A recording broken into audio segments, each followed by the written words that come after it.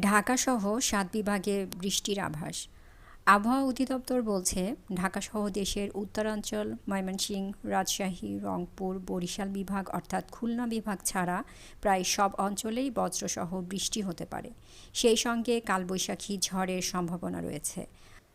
গত বৃহস্পতিবার সকাল ৯টায় আগামী ২৪ ঘন্টার পূর্বাভাসে এ তথ্য জানিয়েছে সংস্থাটি।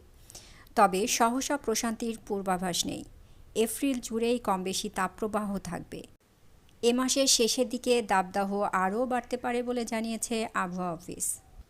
আবহাওয়াবিদ খন্দকার হাফিজুর রহমান জানান, ঢাকাসহ দেশের উত্তরাঞ্চল, ময়মনসিংহ, রাজশাহী, রংপুর, বরিশাল বিভাগ অর্থাৎ খুলনা বিভাগ ছাড়া প্রায় সব অঞ্চলেই বজ্রসহ বৃষ্টি হতে পারে।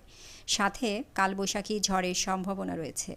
এরপর আবারও তাপমাত্রা বাড়বে বলেও জানান এই আবহাওয়াবিদ। আবহাওয়া অধিদপ্তর আরও জানিয়েছে, দেশের কোথাও কোথাও অস্থায়ীভাবে আংশিক মেঘলা থাকতে পারে। আবহাওয়া প্রধানত শুষ্ক থাকবে। এ সময়ে সারা দেশের দিনের তাপমাত্রা সামান্য কমতে পারে, তবে রাতের তাপমাত্রা প্রায় অপরিবর্তিত থাকবে। জলীয় বাষ্পের আধিক্যের কারণে অস্বস্তি বাড়বে। এই ছিল আজকের সংবাদ। ডেইলি নিউজের সাথেই থাকুন। ধন্যবাদ।